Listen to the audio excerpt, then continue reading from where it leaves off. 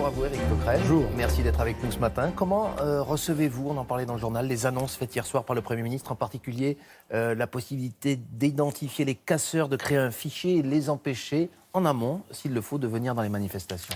Je crois que comme beaucoup de Français, j'ai été un peu effaré, figurez-vous, parce que on nous annonçait depuis plusieurs jours, dès dimanche, des grandes annonces du Premier ministre. Il n'a pas sur la sécurité. Oui, enfin non, ça c'est venu hier.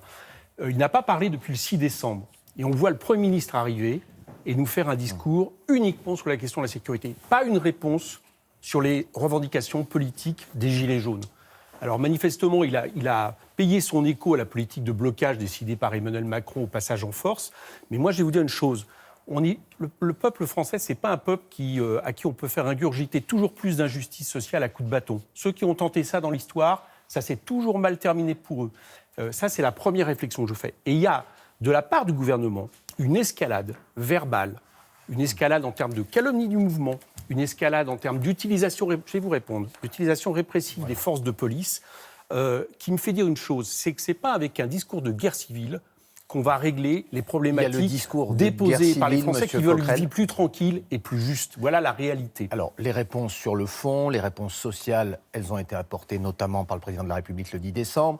Il y aura bientôt le grand débat national qui va s'ouvrir, on va en parler. En revanche, là, il était question de la sécurité. Vous êtes les premiers à dire que les casseurs salissent l'image du mouvement, qu'ils jettent l'opprobre sur l'ensemble des manifestants. Je vous demande donc, je vous redemande donc ce que vous pensez des mesures. Non, mais simplement, répondez-nous là-dessus. Que pensez-vous des mesures annoncées hier par le Premier ministre? Juste aujourd'hui, on n'est pas dans une situation où il n'y a pas de répression, on est d'accord. On nous dit toujours plus de matériel. Je vous prends ce qu'a dit le Premier ministre. On a vu des blindés dans les rues de Paris. Est-ce qu'il faut neutraliser les casseurs, on utilise des grenades de désencerclement et des tirs tendus flashball, par exemple. Je ne parle même pas des lacrymogènes qui sont utilisés de manière maintenant quotidienne, qui ailleurs en Europe sont considérés comme des armes qui ne doivent pas être utilisées par rapport à des manifestations. Dans d'autres manifestations, il y a parfois des morts. Il dit plus il n'y en a pas en France.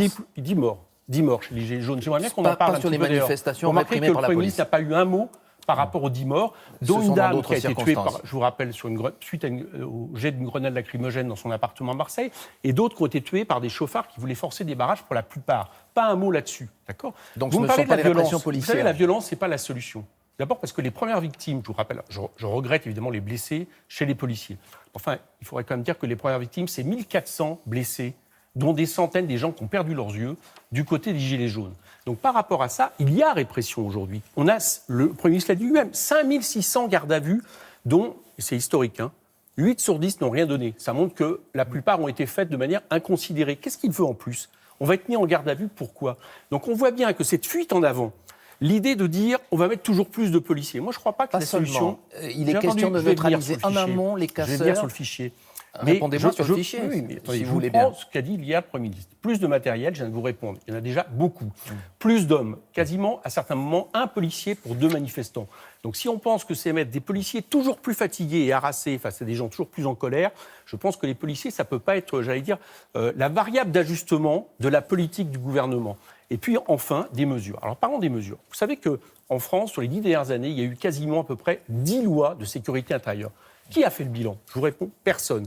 On nous dit on va faire un fichier. Vous savez qu'il y a un fichier qui existe, déjà de prévention. 45 000 personnes, d'accord? Alors, pas un fichier des casseurs à la manière de ce qui se fait pour les hooligans et qui a permis de réduire la violence dans les stades. Je vais revenir sur le mot casseur. Donc, le Premier ministre a parlé de casseurs. Et comment il a défini ça? Qu'est-ce qu'il a dit par rapport aux gens qui rentrent en fichier? Viennent, par exemple, cagoulés, les manifestations qui ne sont pas déclarées. Les gens qui viendraient dans une manifestation dite illégale. Qu'est-ce qu'une manifestation dite illégale? Non déclarée. C'est par exemple ce que font les Gilets jaunes sur les ronds-points. J'entendais tout à l'heure votre reportage. Juste avant, mais si, c'est ça les questions précises. Vous savez très bien qu'il y a des manifestations non déclarées. On a vu sur un pont de Paris je ne dis pas très bien. Un policier boxé par un manifestant ce week-end.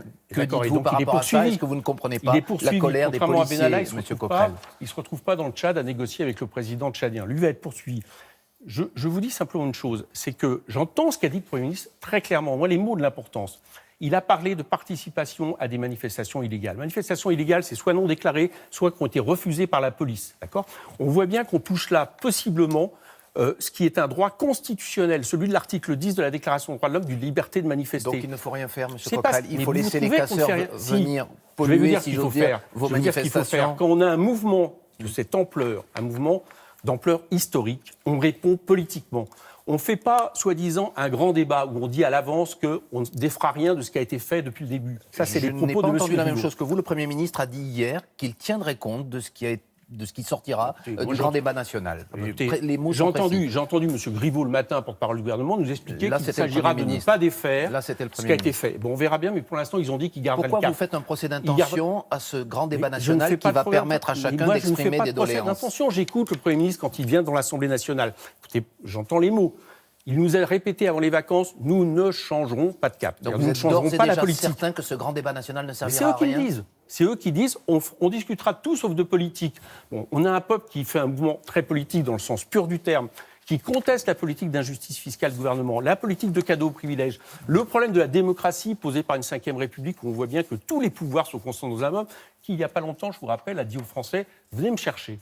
Ça, bon, il ne faudra peut-être pas s'étonner qu'à un moment donné, les gens le prennent littéralement. Vous n'avez pas l'impression qu'il faut peut-être sortir du blocage d'une façon ou d'une autre et Si, qu'après par tout, des le solutions, grand débat mais par des national solutions est politiques. une option qui est sur la table aujourd'hui? Pourquoi la refusez-vous de façon aussi Mais catégorique, parce M. que si Coquerel? on m'organise un grand débat national, si on propose aux Français un grand débat national, dont on dit dès le départ qu'il s'agira de ne pas remettre en question la politique du Ce gouvernement. n'est pas ce qui a été dit, M. Mais c'est Coquerel. ce qui est- Pardon mais de vous écoutez, contredire, prenez mais les le propos de Premier M. ministre a Griveaux. dit l'inverse hier. Non, monsieur le Premier ministre n'a pas dit l'inverse hier. Il a dit nous tiendrons compte de ce qui sortira. Mais Donc, à l'entrée, c'est bien ça cela. a été dit et redit, y compris après le Conseil des ministres de la semaine dernière. Vous savez, j'entends les Mais mots s'il en aussi tient compte, c'est bien officiels. qu'il en... Eh bien, nous verrons il bien. Et moi, entendra. je vais vous dire, dans ce cas, si on veut tenir compte de ce que veulent les Français, faisons une constituante.